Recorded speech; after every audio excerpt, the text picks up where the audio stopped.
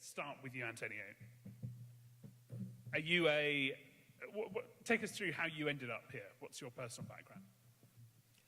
So I have been working for over 30 years in several different jobs, numerous jobs of leadership in aviation, ranging from engineering, corporate strategy, program management, product development, and finance, and so on.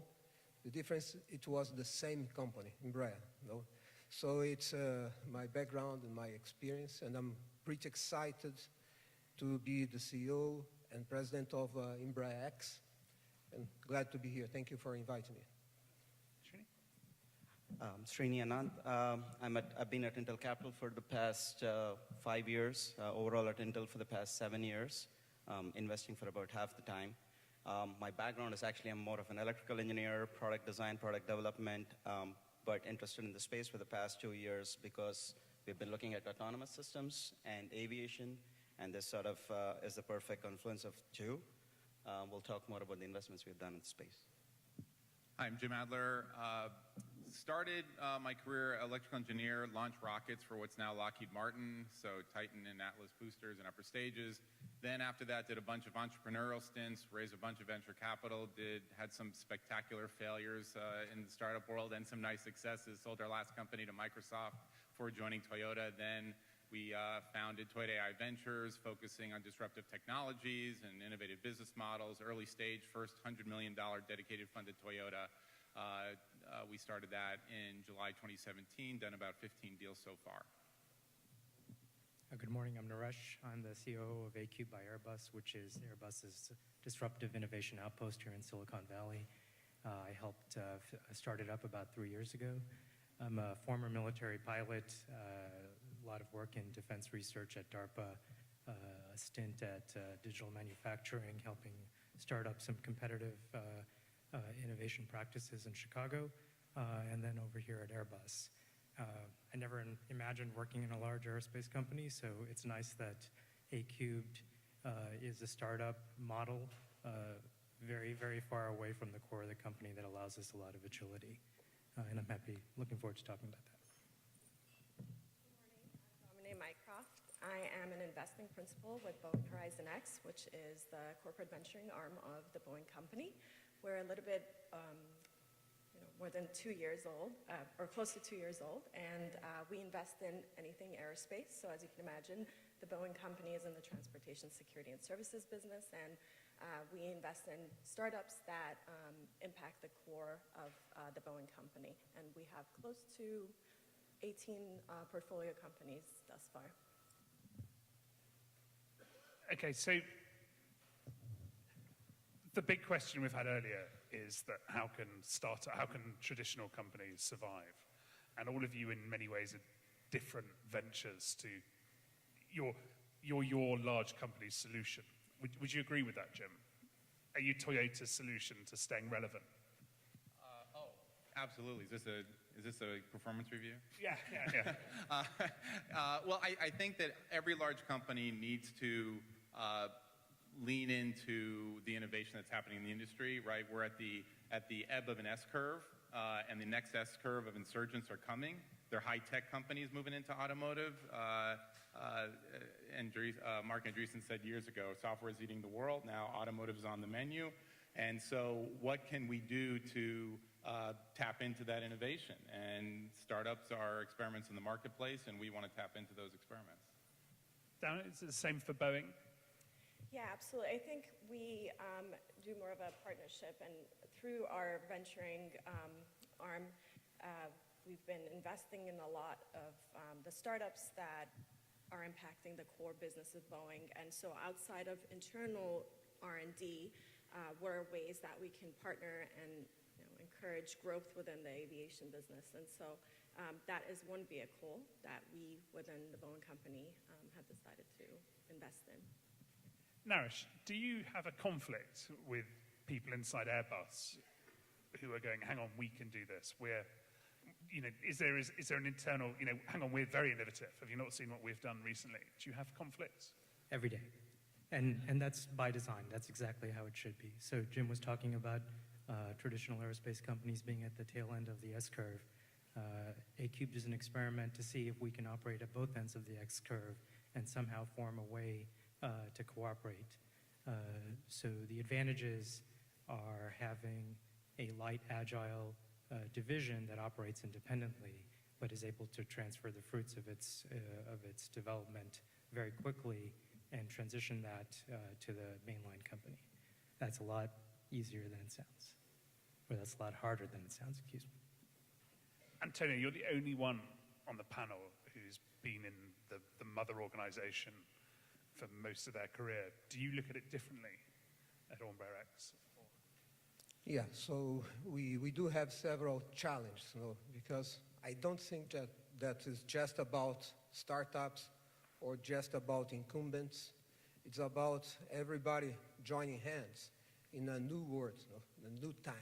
And then what is the major, let's say, job that I personally have is to make the bridge between the two worlds. And it's fantastic to see how much we have to learn with each other.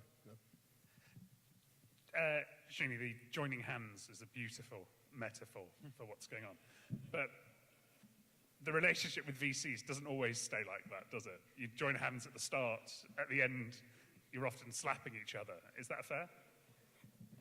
Yes and no. See, it really depends, right? If it's a good startup, we all like to work with each other. I think there have been instances where we work with Jim, we work with a number of financial and corporate VCs.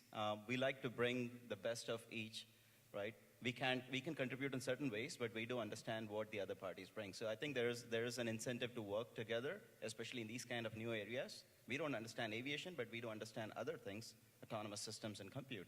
But we need those complementary skill sets to help our portfolio companies. So there is incentive to work together.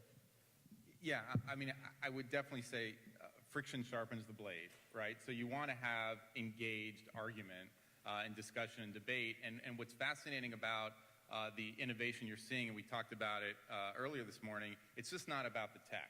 It's also about the business models and the policy implications, and nobody has that all locked down. And so the incumbents bring a lot, to Antonio's point, but the startups bring the clock speed, the innovation, and the arguments to the table, which I think is a critical ingredient.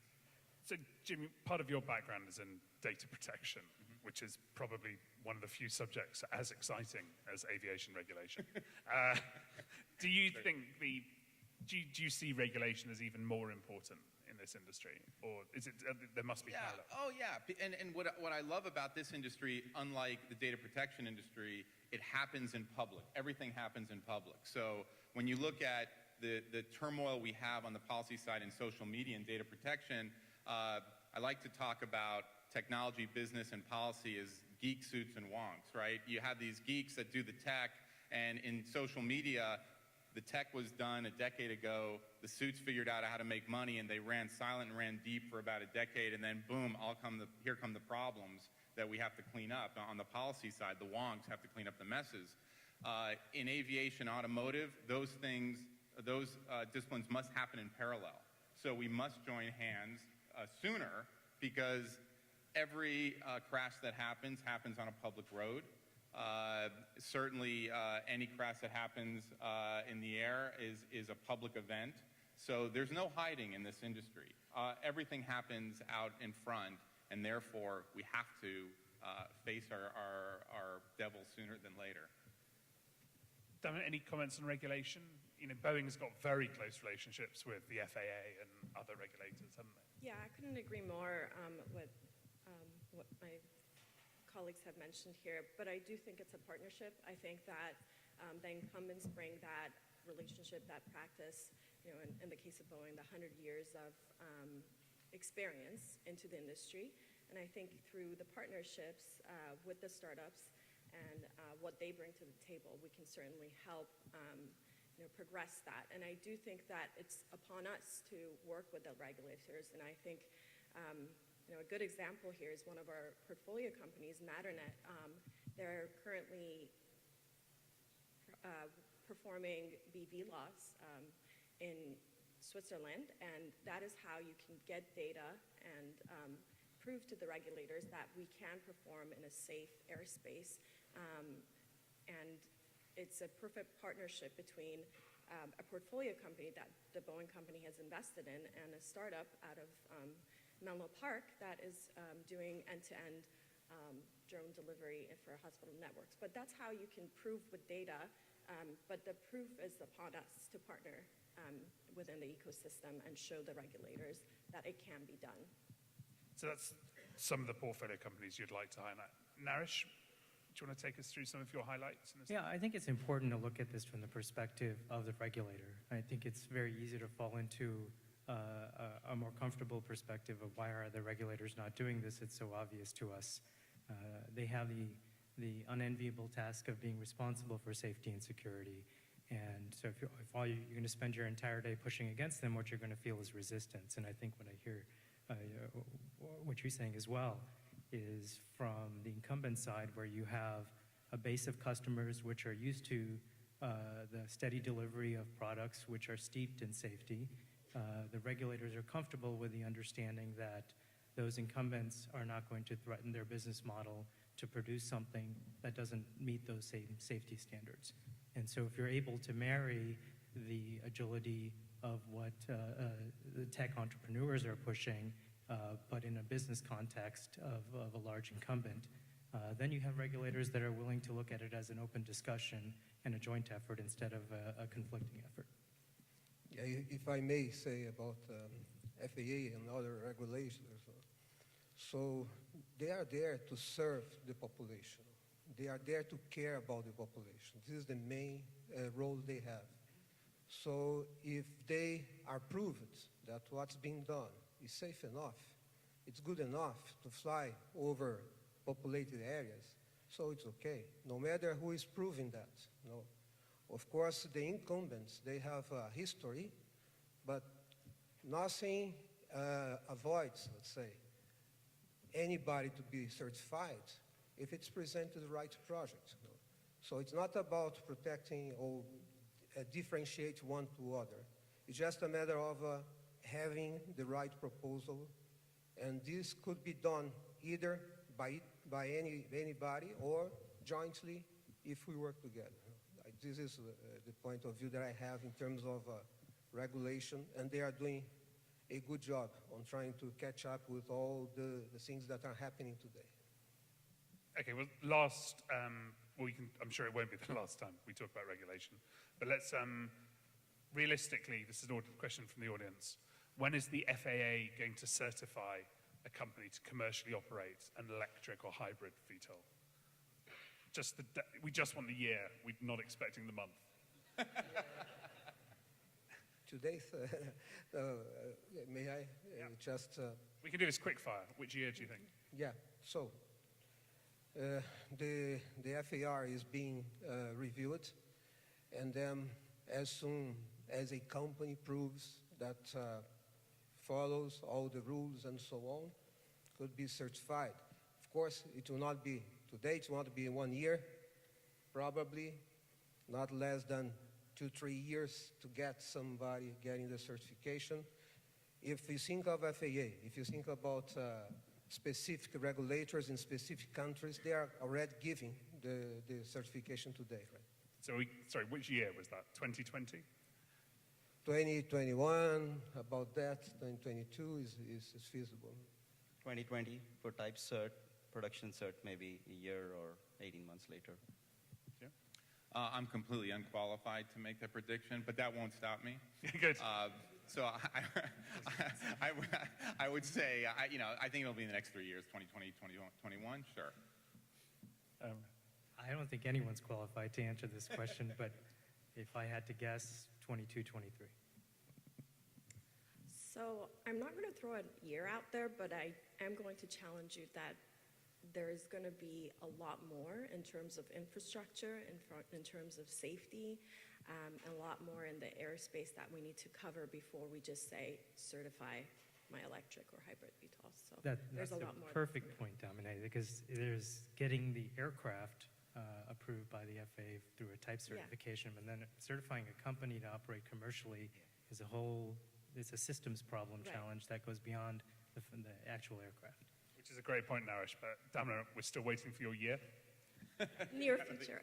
Near future, you can't have a 2018. Question from the audience. Traditional. Actually, I'm not going to go to this one. Do you quickly want to take us through the portfolio companies you're most excited about at the moment? Or the projects you're most excited about in your own business?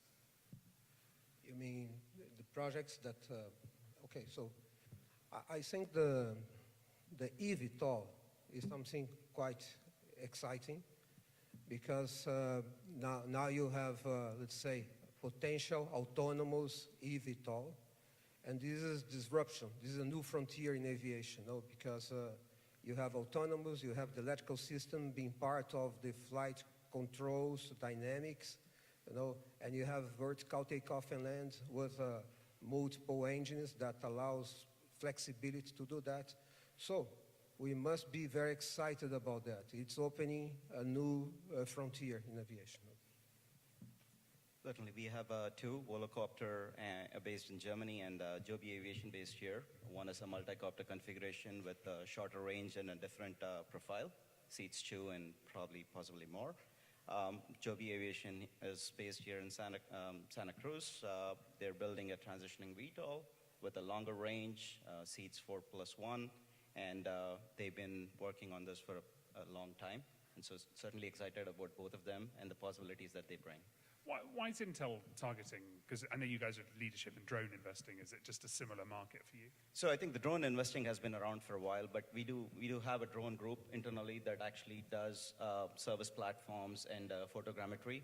I think for us, once we entered into the autonomous system space with Mobileye, we certainly see the path where autonomous intersects with aviation, and eVTOL is the next large market that we see, which will bring about, urban air. I mean, just the fact that it took me 1 hour, 45 minutes to get here for a 40-mile drive, it shows that there is a potential for something to come and ease those pains. I know, and it took me, 13 hours, which is why I'm such a big fan of Aerion. Jim?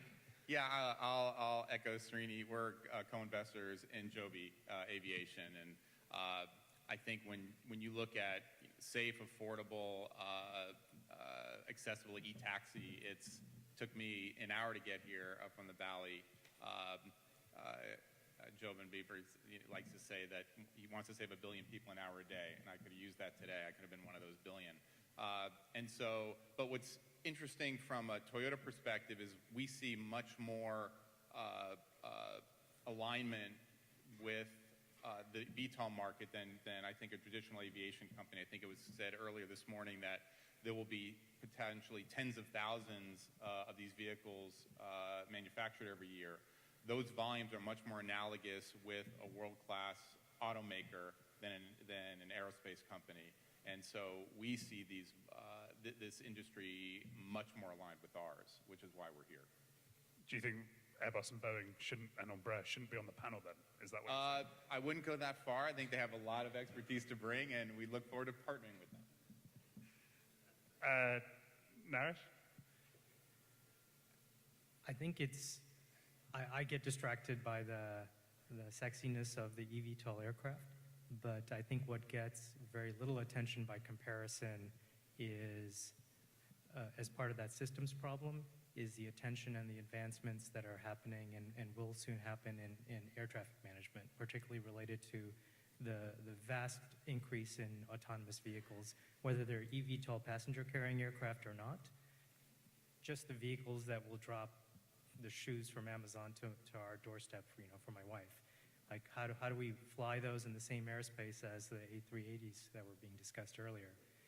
So if I may do a shameless plug, there's a handful of folks who are looking at the entire space, and so Airbus released a blueprint for what that future looks like. And if you just type in blueprint and Airbus, you should see that. It's one of the projects that emerged from Altascope that will require a significant amount of partnership. No one person can do this on their own. It's just not possible to. It's not feasible, and it's not going to be successful.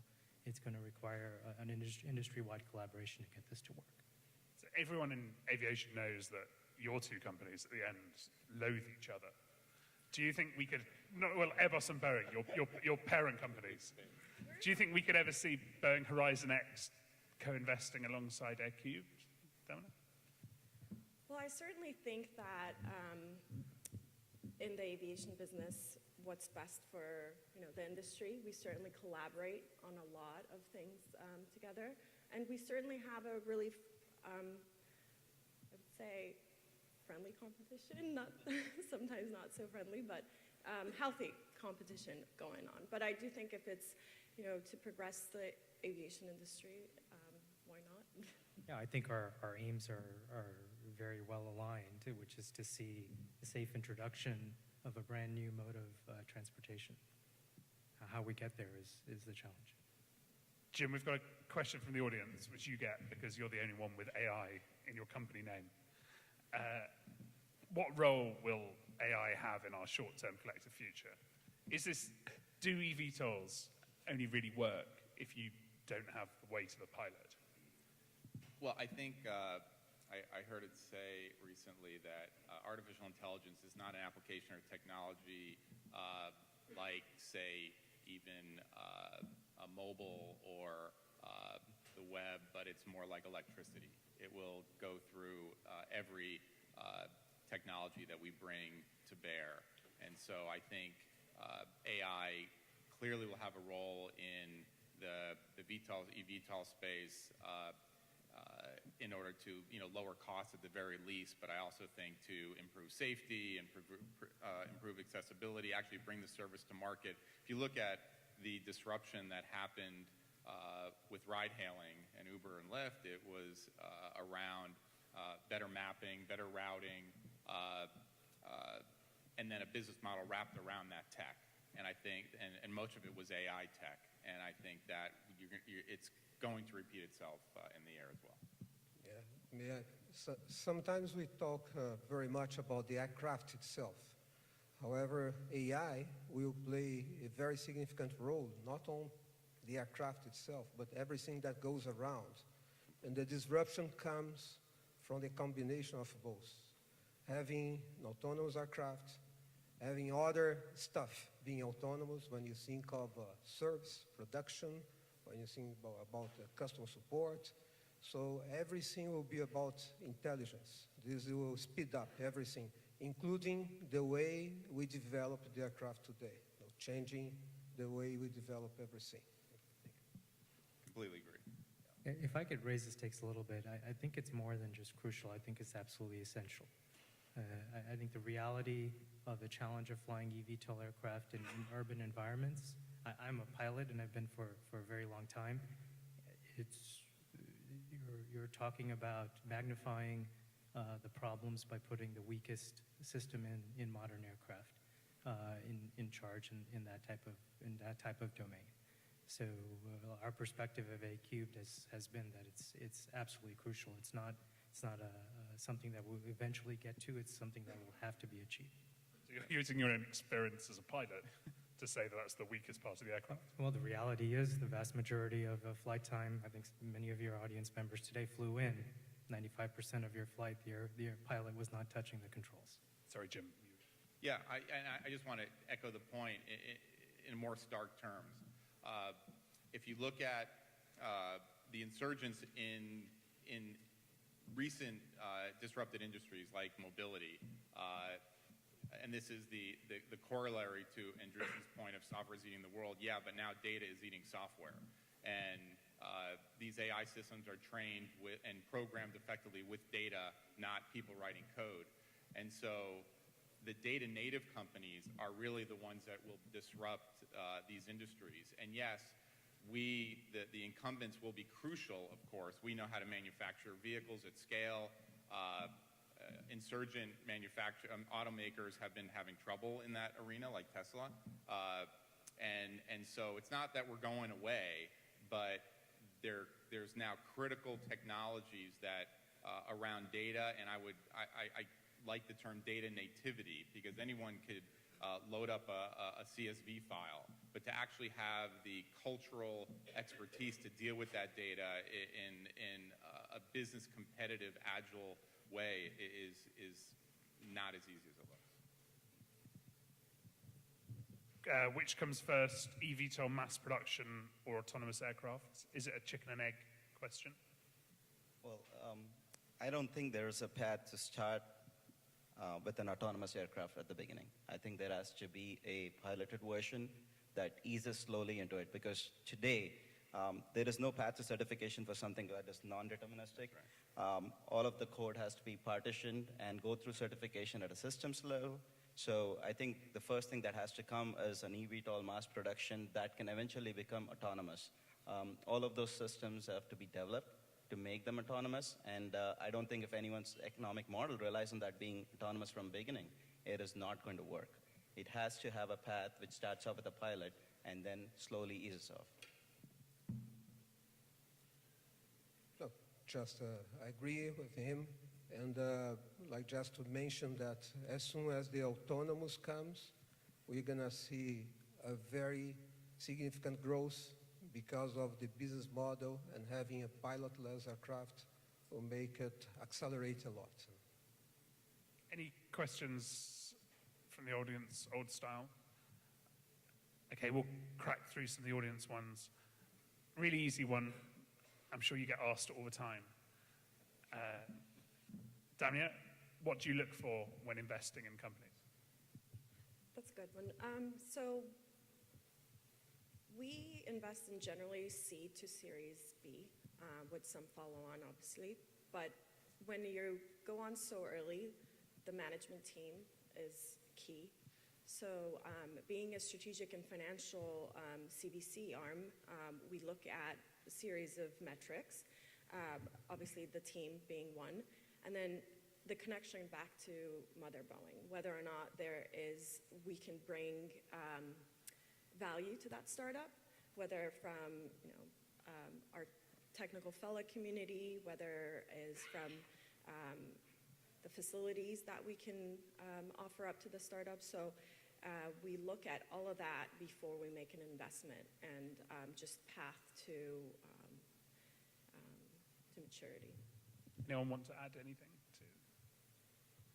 Yeah, I think it's a very stage-specific thing. I mean, if you're at seed, it's all about the team. But something at Series A, you want to see that they have de-risked the technology milestones. They've taken out the technology risk. There is a good enough product market fit. In something like this space, you know that the product has to be developed, and there is a market for it, but there is customer acceptance and all those things. But you need to see if the team is set up in the right way, they're capitalized in the right way. And for us, a big thing is how can we add value? Because I don't want to say capital is cheap, but it is in Silicon Valley at least. And what can we add beyond capital is very important for us. How can Intel accelerate or add to the company is a key decision or a key question that we need to answer. One point I'll add just on motivation of a corporate venture capital firm.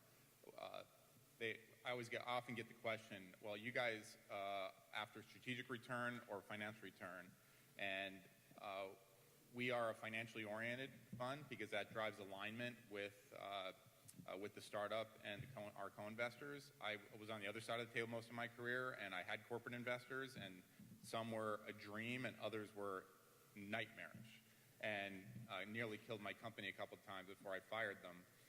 Very difficult to fire your investors. And so it's important that they're aligned, and I think it's a false choice to say startup or strategic return or financial return. I think financial return precedes strategic return. If the market votes your company down because they don't have product market fit, they're never going to deliver the strategic return. So clean sheet to flight test vehicle is usually 5 to 7 years. I think this is in traditional commercial aviation or business aviation. What's your payback period appetite?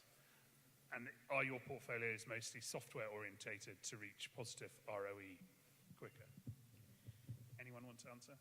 I'll answer that. I think being in that business helps a lot, because when we try to introduce new products to the market, we certainly have that timeline and understand that it's very capital intensive. It takes many years. And so as a strategic and financial investor, we keep that in mind. And our leadership is also well aware of that, the challenges. And when you look at our portfolio companies, they're not all software-oriented. We've invested in a lot of the startups that have a large capital expenditure in their horizon.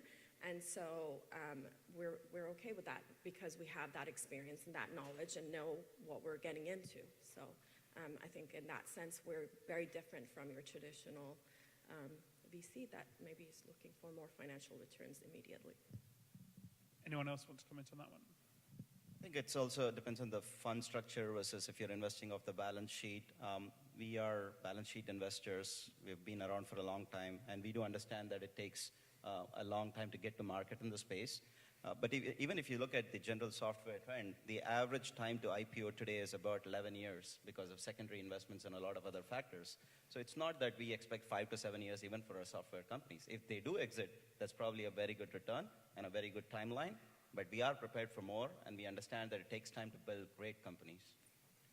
Yeah, I think corporates might be less IRR sensitive. They don't mind waiting a little bit longer, but we still want to see success in the market. And so we want to see first revenues. We want to see unit economics that work. If you can't make it up in volume, that's not a good thing. So once that progress is underway, we don't mind waiting a few more years, even if that means our IRR is lower, but the company is making progress in the market. So one of the points that you've mentioned is that you're looking for financial returns rather than strategic returns. How much of what you guys are doing is defensive versus aggressive? How much is setting up a fund to, protecting yourselves from a shift versus making money from one? I'll take it. So Intel Capital has always been the arm that is the sensing arm for Intel. So we've always looked at it as what are the trends that we're missing? What is the parent company not looking at? So we don't look at it particularly to go and acquire, but occasionally we do end up acquiring those portfolio companies. But for us, it's always about sensing the trends, looking at the market, getting an outside-in perspective. And so we are investing in areas that are adjacent or even almost tangential to what our core areas are. And so we don't invest in as many chip startups. We actually invest at the software, platform, autonomous systems level, and sometimes even full consumer devices, which we never built. So for us, it's all about bringing that market perspective in. And it's not about buying the next company from the portfolio set of companies. It's about getting access to those trends and then using that to build our own vision inside. Yeah, I've learned so much watching Intel Capital. They're the venerable firm that's been around, for decades. That's an insult, isn't it? Calling it venerable. but they've really kept fresh through the years, and it's really been a marvel to watch. For automotive, this is Toyota's first dedicated venture capital fund, and I've been asked the question, aren't you guys late to the party? And I would argue that the acceleration automotive has really picked up pace recently in the last 5 years. And when things are moving slow, you can suffer secondhand information from the press and from market analysis. But when the market begins to move quickly, like it is in high tech, and Intel knows this, Cisco has been investing as well, was an investor in one of my companies, you need firsthand information. You need to be in the boardroom. You need to have your ear to the ground so you can move quickly. So it is very much, as Srini said, a sensing arm to understand what is the market doing and get that firsthand information into the company so you can move quickly. Yeah, and I wanted to add to that. I think the way you're structured as a venture arm within a corporation is key. So to move fast, you definitely need to, like you mentioned, you're off balance sheet, and you need a direct line to the decision makers. And so that's why within Boeing, we were very intentional about making sure that we don't have layers upon layers of approval. And so our investment committee, our CEO is very responsive. And so I think you certainly need to make those decisions quickly in a world like this now with all the change coming. In our case, we invest through investment funds based on a strategy that we have to find out companies that will bring a much better future in terms of technology, in terms of matching what we do. Then this is our way. Strategy comes first in our case. So there's a nice question from the audience. How long will, and we're also getting criticism that we're focusing too much on eVTOL, and we should, so let's change that to how long will investors in hybrids and new aircrafts remain patient before needing to see profitability or exiting? And I think we've talked about how a lot of you are looking at 7-year frames. Does it worry you that capital's quite available at the moment? There's a lot of money sloshing around at the moment. And does it worry you more that we're going to have a lot of startups which get seed or even Series A, but that when they come out looking for Series B, there won't be as much? Yeah, let me just, so I think this gets to the Gartner hype cycle, right? So are we at peak hype expectation now or getting that way, which we may be, and everyone thinks that's a bad thing. It's only bad if you pay the peak price. The hype cycle is part of shaking out the technology so that it actually can get to that slope of enlightenment and plateau of productivity, as Gartner calls. So that's where the value is created at the end of that cycle. At the peak expectation is where you just got to be careful you don't overpay too much. There will be a shakeout, but that's how the technology and business models move quickly in order to create value ultimately. Yeah, I think certainly to the question, I'm looking at it as are we at peak hype? I don't know. Earlier this year at Jan, I think eVTOL.org keeps track of how many startups. I think at last count we are at about 120. So is that too much money at these seed stages? Maybe, but this is what happens in every new sector, and we are looking at it in the autonomous sector. We're looking at it in AI-first companies. Eventually it will consolidate, and some of that talent that has been distributed among a lot of seed companies will consolidate in the market leaders, and it could be 3 to 5 market leaders. So it goes through that, but you do need some investors who are serious about the longer investment time frames, starting Series B and C, because you cannot find 100 of them through Series B and C. And that is where the sort of funnel narrows, and you will need those investors to back them through the exit. Yeah, just talking about the peak hype, I think it's very important to have this kind of movement because we are about to go into and create a new market. So having people being aware, convinced, and then they could accept and adopt. And there is a time to do that. Aviation is a long-term investment. And although we have already produced an aircraft in 3 years, let's say, but typically it's 5 years to do that, then people have to be aware of that. But the movement is very positive and good for the transformation. Any questions from the audience? Traditional. Okay, well, one final question, which I think is absolutely brilliant from the audience. Changing this to VTOLs. VTOLs are already happening. This is, yesterday's news. It's boring now. Where is the next area of disruption in aviation? Did Elon tweet something today? Tunnels. Flying tunnels. Supersonic and using rocket boosters and things like that. Just based on what I'm seeing, but I really don't know. I'm not qualified to say what is next in that space. That shouldn't stop you. I think. Since my days in the rocket business, I've been waiting for the propulsion disruption that I'm still waiting for, which is why I left the rocket business because it is so inefficient, and I'm waiting for that matter-antimatter fusion reactor that we are still waiting for. I wish it would be rockets too, but I don't think it will be. I think it's either autonomous aircraft or electric aircraft. I completely agree. I think it's autonomous or alternative propulsion. Yeah, I do agree with everybody. However, I think that the main disruption will come from business models, and business models fostering the aviation segment to make it different way. And this will foster investments and everything, and new type of aircraft will come. Great. Any final questions? If not, thank you so much. If you're looking for rocket investors, they'll be over there in a second. Thank you very much to the panel.